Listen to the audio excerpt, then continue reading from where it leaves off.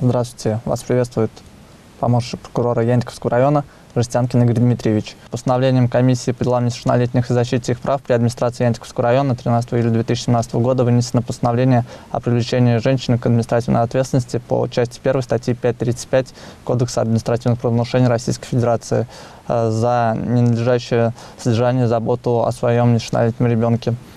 Из фабулы дела следует, что женщина не интересовалась, где находится ее сын в утреннее время, то есть в связи с чем он пропустил занятия в Канашском строительном техникуме. Прокуратура, изучив постановление, пришла к выводу о том, что оно вынесено незаконно с существенными нарушениями нормы Кодекса административных правонарушений.